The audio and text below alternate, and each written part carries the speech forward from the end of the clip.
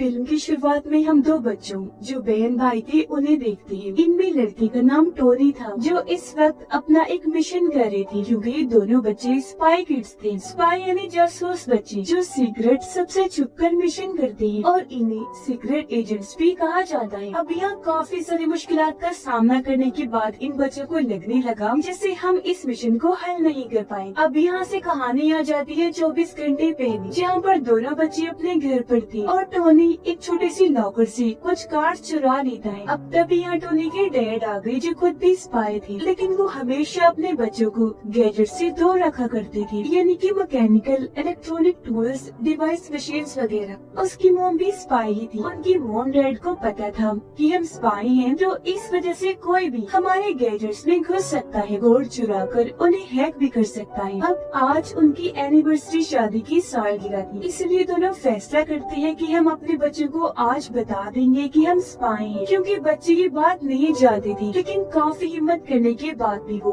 ये बात अपने बच्चों को नहीं बता पाते। इसके बाद वो दोनों अपने ऑफिस जाने के लिए निकलने लगे, जहाँ तभी उन्हें एजेंट्स का सीनियर मिशन देता है कि कुछ अनजान लोग उनके ही एक ऑफिस में घुस गए हैं और अब वो मेन सिस्टम सर्वर रूम में भी जा चुके हैं। आज का उनका मिशन उन अनजान लोगों को मार गिराना है। अब यहाँ टोनी के डैड के पास एक घड़ी थी जिसमें एक ऐसा एक्सेस कंट्रोल था कि उसकी मदद से किसी भी टेक्नोलॉजी में वो घुस सकती थी, फिर चाहे दुनिया की कोई भी जगह हो और वहाँ कैसा भी कोड हो, ये उसे क्रैक करके तोड़ सकती थी और भी कोड करके बदल कर खत्म भी कर सकती थी। अब टोनी के डैड के पास जिस तरीके का खास खुफिया कोड था उसका नाम आर्मेगेडन था। ये लोग स्पाई वाले रूप में वहाँ जाते हैं। अपनी महारतों से बहुत शानदार लड़ाई करके इन्होंने 4 लोगों को तो मार दिया, लेकिन तभी इन्हें याद आया कि ये 5 लोग थे, तो 5वां कहाँ गया। इनका ये सोचना ही था कि ऊपर से छत तोड़कर एक रोबोट वहाँ आकर गिरता है। ये रोबोट असल में या टोनी के डैड की वो घड़ी चुराने आया था जिसमें आर्मेगेडन कोड था, जिसे चुराकर वो यहाँ से भाग जाता है। स्कूल में टोनी जबरदस्त मैच खेलकर जीत जाता है, जहाँ उसे हर गेम की पहली स्टेज का कंट्रोल मिल गया था, यानी जब भी कोई नई गेम आएगी उसकी पहली स्टेज को सबसे पहले टोनी खेला करेगा। अब यहाँ टैब में टोनी सब बच्चों को किंग नाम के एक गेम मेकर से मिलवाता है जो बहुत शानदार मुश्किल गेम्स बनाया करता था। हाल ही में उसने एक बहुत ही अच्छी गेम बनाई थी जिसका नाम हाई स्कोर था। रोबोट जिसने टोनी की डैड की घड़ी चुराई थी वो उस घड़ी को किंग को लाकर दे देता है, क्योंकि ऐसा करने को उसे किंग ने ही कहा था। लेकिन अब जब किंग घड़ी को चेक करता है तो उसे पता चला कि ये घड़ी अभी अधूरी है, क्योंकि फिलहाल इसमें आर्मेगेडन का आधा कोड नहीं है बल्कि वो तो कहीं और ही है। टोनी और उसकी बहन फैसला करते हैं कि रात को 12 बजे हम गेम खेलेंगे, तो इसलिए 12 बजने से थोड़ी देर पहले ये बड़ी मुश्किल से टीवी वाले कमरे में गयी। चुपचाप वहाँ बैठकर 12 बजने का इंतजार करने लगते हैं। उधर टोनी की मॉम अपने हस्बैंड को समझा रही थी कि क्योंकि घड़ी तो चुरा ली गई है तो अब हम ऐसा करते हैं कि उसके आर्मेगेडन कोड को डिलीट कर देते हैं, जिस पर उसका हस्बैंड साफ साफ मना कर देता है। और एजेंट्स का है जो इस वक्त वीडियो कॉल पर था उसने भी ऐसे करने से रोक दिया, क्योंकि उसका कहना था कि वो बहुत जरूरी कोड है, उसकी मदद से बहुत सारे मिशन में मदद मिलती है। जिस पर टोनी की मॉम जवाब देती है कि वो बात ठीक है, पर अगर वो कोड किसी गलत हाथों में लग गया तो वो इंसान हर टेक्नोलॉजी में घुसकर दुनिया को बर्बाद कर सकता है। कोई भी फिर आसानी इसका गलत इस्तेमाल कर सकता है। पर जब उसके हस्बैंड ने ये बात मानने से इनकार किया तो वो उन्हें बेहोश कर देती है और उनके फिंगरप्रिंट उंगलियों के निशान के जरिए कोड को डिलीट करने ही वाली थी कि तभी टोनी ने अपने घर के ही सिस्टम पर किंग के गेम को लॉग इन कर लिया, यानी चलाकर खेलना शुरू कर दिया। जिससे हुआ ये कि इस बारे में किंग को पता चल गया और उसने सिस्टम को अपने कंट्रोल में करके उस कोड को हैक कर लिया। ऐसा करने के बाद उसने सारे सिस्टम बंद कर दिए, जिससे बच्चों की गेम भी बंद हो गई। ये देखकर बच्चों ने सोचा कि शायद गेम में कोई गड़बड़ है तो हमें यहाँ से चलना चाहिए, इसलिए वो वहाँ से अपने कमरे में आ गई। उधर तब तक टोनी के डैड को बेहोश आ गई थी। उसकी मॉम कहती है कि मुझे लगता है कोड डिलीट हो गया है। तब टोनी के डैड परेशान होते हुए कहते हैं कि नहीं, कोड डिलीट नहीं हुआ बल्कि हैक हो गया है। उन्हें लगता है कि कहीं ये बच्चों का काम तो नहीं, इसलिए ये उनके कमरे में जाकर चेक करती है, लेकिन बच्चे तो तब तक सो चुके थे। अगले दिन पता चला कि आधी दुनिया की तमाम सिस्टम्स को किंग ने हैक कर लिया है। यानी कि अगर आपको किसी भी टेक्नोलॉजी को इस्तेमाल करना है या अपने सिस्टम में लॉग इन करना है तो पहले आपको किंग की बताई हुई हाई स्कोर गेम खेलनी है। उसके पहले लेवल को पार करना है, जब भी आप ऐसा कर सकते हैं। ये चारों इस बारे में आपस में बात कर ही रही थी कि तभी किंग की गेम के कार्टून कैरेक्टर अपने हथियारों के साथ इनके घर में घुस गए और यहाँ हमला बोल देते। पर टोनी के मॉम डैड उनका सामना करने लगे। ये उन्हें किक्स करके टांग मान के गिराकर बर्बाद कर देते हैं। इसी बीच टोनी की बहन दरवाजा खोल देती है और ये चारों बाहर आए, जहाँ इनकी मोम बताती है कि हम यहाँ से मिशन पर जा रहे हैं और तुम्हें एक सेफ हाउस में भेज रही है जो हर लिहाज से महफूज जगह है तुम्हारे लिए। ये कहकर इनके मोम डैड ने बेसमेंट की सीक्रेट जगह का दरवाजा खोला। जब ये सारे अंदर गए तो वहाँ अलग अलग किस्म के गैजेट्स पड़े हुए थे, जिनमें ऑटो बाइक्स, ऑटो कार शामिल थी जो काफी मॉडर्न टेक्नोलॉजी लग रही थी और ये अपने कंट्रोल में करते ही खुद ब खुद चलती थी। अब बच्चियाँ छोटी सी ऑटो कार में बैठ जाते हैं। इनकी मोम समझाते हैं कि जब तक हम मिशन से वापस नहीं आ जाते तुम्हें वहीं रहना है और वहाँ की जो खास चीज है उसकी हिफाजत करनी है। उस जगह तुम्हें कोई खतरा नहीं है। मैं भी बार बार तुम्हारी लोकेशन को ट्रैक करती रहूंगी, ये चेक करने के लिए कि तुम किस वक्त कहाँ हो। इतना कहते टोनी की बहन बटन दबाती है और ये बच्चे यहाँ से निकल गए। तब उनकी मोम डैड भी पीछे गाड़ी से आ रही थी। अब किंग की गेम के कार्टून्स ने बच्चों की ऑटो कार देख ली थी,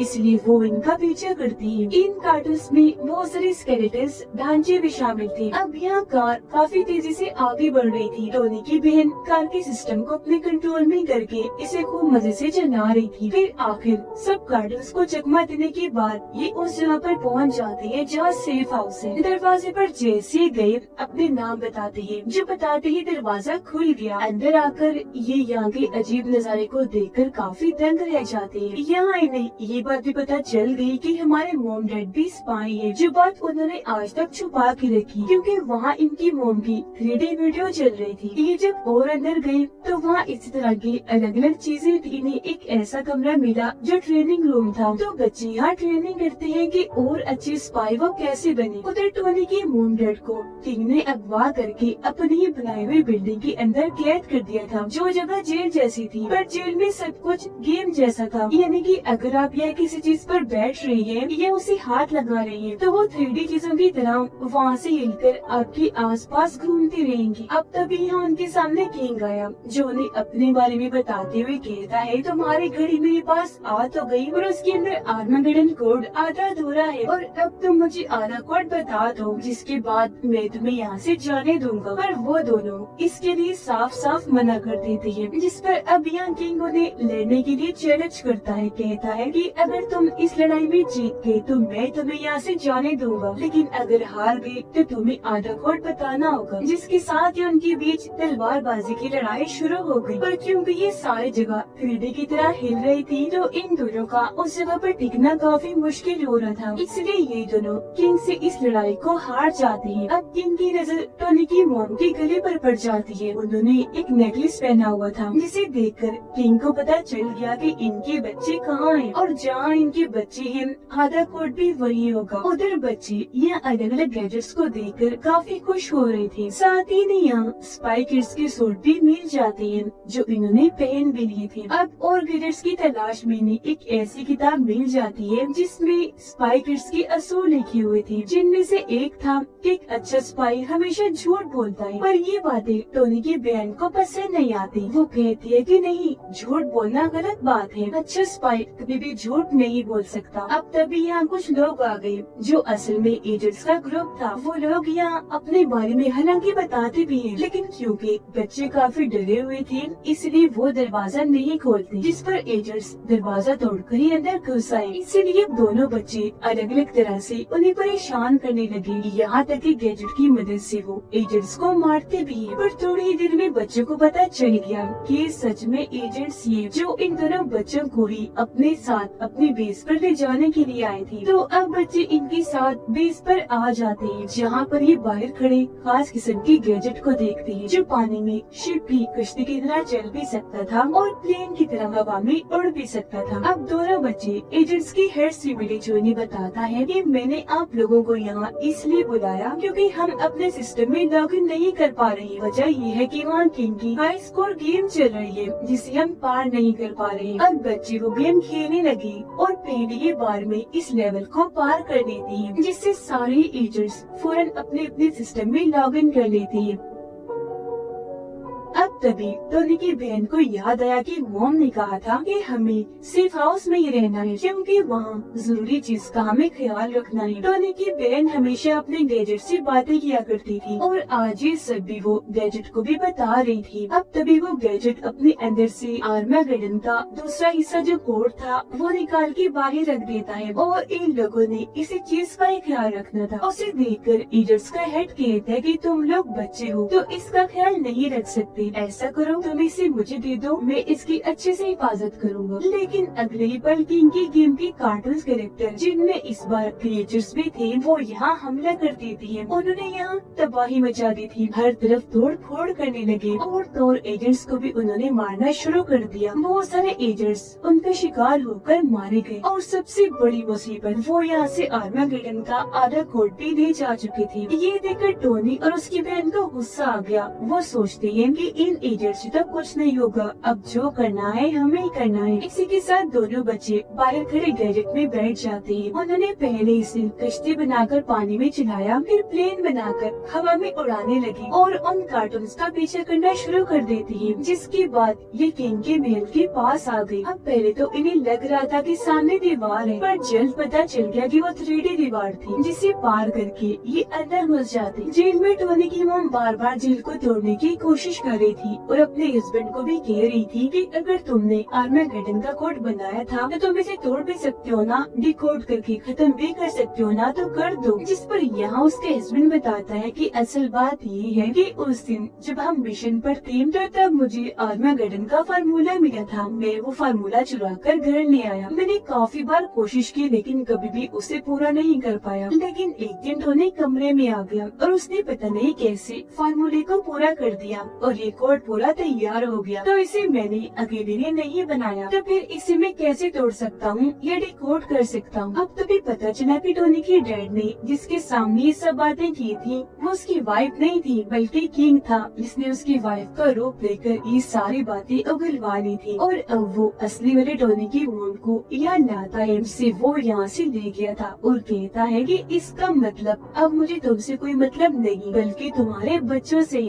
अब बच्चे भी इस महल में आकर यहाँ वहाँ घूम रहे थे। इधर गेम्स के कार्टून्स और क्रिएचर्स भी थे जिन्हें देखकर ये दोनों पिलर के पीछे छुप गए। लेकिन तभी क्रिएचर्स इनकी आवाज सुन लेते हैं और वो पिलर को तोड़कर इन पर हमला करने लगे। ये देखकर टोनी अपनी बहन को लेकर पुल से कूद गया, लेकिन नीचे गिरने से पहले ये गैजेट की मदद से वहाँ लटक गई, जिसके बाद ये ऊपर आ गई और सही सलामत अपने मॉम डैड के पास आ जाते हैं। इनके मॉम डैड बच्चों को स्पाई किड्स वाले रूप में देखकर काफी खुश हो जाते हैं और इस बात से भी कि आखिर हमारे बच्चे को भी पता चल गया है कि हम भी स्पाई हैं। हमारे बच्चे किसी हीरो से कम नहीं जो इतनी सारी मुश्किलात का सामना करके आखिर महल में घुस ही गए। और अब अगर इन लोगों को आर्मागेडन के कोड को पूरी दुनिया में फैलने से रोकना है तो इन्हें सबसे पहले किंग को रोकना पड़ेगा। यह टोनी के मॉम डैड कहते हैं कि अब हमें अपने सबसे पहले मिशन की तरह काम करना पड़ेगा, जो हमारा कामयाब बेहतरीन मिशन था। टोनी की बहन पूछती है कि आखिर उस मिशन में ऐसा क्या था, जिस पर वो दोनों बताते हैं कि सालों पहले हमने एक ऐसे इंसान को रोका था जो किंग की तरह पूरी दुनिया को तबाह करने वाला था। हम उसके बेस पर गए, वहाँ तबाही मचाई, फिर उसकी पूरी टीम को मार डाला। ऐसा करने के बाद हमने उसके सिस्टम को हैक किया और फिर आखिर में पूरी बिल्डिंग को ही उड़ा दिया। जिसके बाद ये दो की टीम्स बनाकर वहाँ से निकल गई किंग को रोकने के लिए। टोनी और उसकी बहन उस जगह पर आ गई जहाँ मेन सर्वर सिस्टम रखा हुआ था। टोनी कहते हैं कि अगर हमने इस सिस्टम को बदल दिया तो हम आर्मागेडन के आधे कोड को भी तोड़ देंगे, जिससे वो वायरस जिसे किंग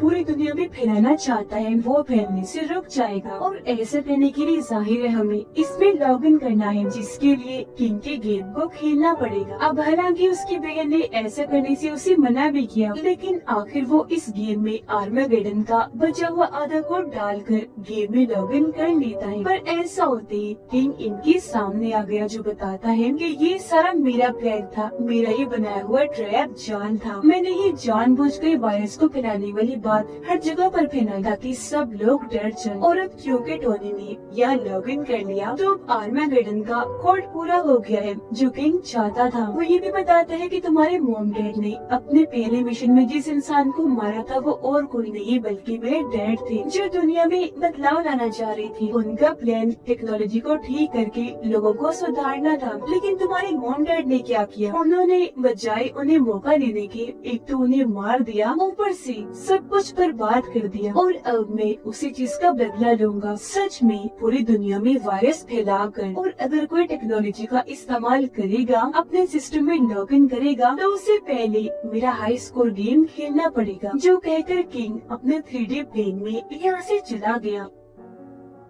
इतनी ही देर में यहाँ उनकी मॉम डैड और बाकी सब भी आ गए, जो उसे जाता हुआ बस देख रही थी, पर उसे रोकने का अब कोई चांस भी इनके पास नहीं था। जिस पर टोनी की बहन कहती कि नहीं, अभी हमारे पास चांस है उसे रोकने का। अभी वो यहाँ से इस दुनिया से दूर गया है, जबकि गेम में वो अभी भी मौजूद है। हम ऐसा करते हैं कि गेम में चलते हैं और वहाँ उसे रोकते हैं। अगर उससे पहले हमने गेम को जीत लिया तो वो कुछ भी नहीं कर पाएगा। जिसके बाद ही टोनी की बहन की बात मानते हुए गेम के अंदर घुस जाते हैं। इन्होंने रोबोट की मदद ली थी और अपने अपने कैरेक्टर्स भी चुन लिए थे। सबसे पहले इन्हें पहला लेवल पार करना था और ये हार्ड लेवल था, जिस वजह से इन्हें काफी सारी मुश्किलात का सामना करना पड़ रहा था। पर पूरी फैमिली एक दूसरे का साथ देते हुए लड़ती है और आखिर ये उस लेवल को पार करके आगे बढ़ जाते हैं। यह टोनी की बहन ने काफी अच्छा खेला था, इसलिए उसका सूट बदलकर अब एक शानदार सूट में बदल जाता है, जिसमें गोल्डन प्लेट्स लगी हुई।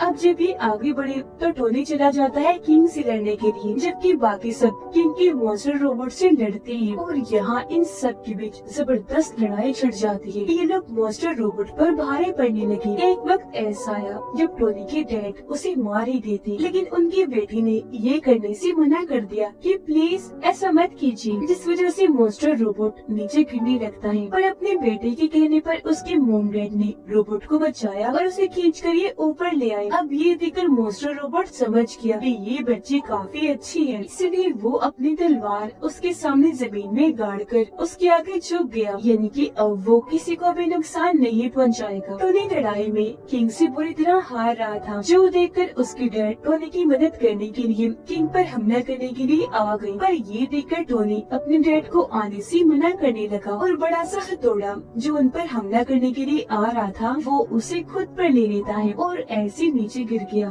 उसकी सारी ताकतें खत्म हो गई। वो तकरीबन मर ही गया था। पर तभी सबको याद आया कि टोनी ये कहकर लड़ने गया था कि मैं ईमानदारी से बगैर बेईमानी किए खेलूंगा और कोई गड़बड़ नहीं करूंगा। उसकी इस ईमानदारी की वजह से वो दोबारा ठीक हो गया, क्योंकि गेम का असली असूल यही था, ईमानदारी। उसे अब एक नया चांस और एक नई ताकत मिल गई थी, जिसका इस्तेमाल करके वो आखिर यहाँ किंग को हरा देता है। अब इससे यहाँ किंग को भी ये एहसास हुआ कि मुझे ऐसी गलती नहीं करनी चाहिए थी और हर जगह गलत चीजें ही नहीं फैलानी चाहिए, क्योंकि बुराई ज्यादा देर तक नहीं रहती। इसलिए वो इस वायरस को जो पूरी दुनिया में फैलने वाला था रोक देता है, जिसके बाद ये सारे के सारे गेम्स की दुनिया से निकलकर असली दुनिया में वापिस आ जाते हैं। तभी यहाँ एजेंट्स की टीम आकर किंग को गिरफ्तार करने की कोशिश करती है, पर ये देखकर टोनी और उसकी बहन एजेंट्स को ऐसा करने से रोक देते हैं और कहने लगे कि इसे हमने पकड़ा है और अब हम ही ये फैसला करेंगे कि इसका क्या करना है। टोनी की बहन कहते हैं कि हमें इसे छोड़ देना चाहिए, क्योंकि अब इसे गलती का एहसास हो गया है और हो सकता है कि ये और सुधर जाए, बाकियों को भी सुधार दे। जिसके साथ यहाँ ये फैसला हुआ कि किंग को वापस उसके गेम के अंदर भेज दिया जाएगा और अब से टोनी और उसकी बहन भी एजेंट्स की टीम का हिस्सा है। वो अब आखिरकार स्पाई किड्स के लिए चुन लिए गए हैं और इसी के साथ इस फिल्म की कहानी भी यहीं पर खत्म हो जाती है।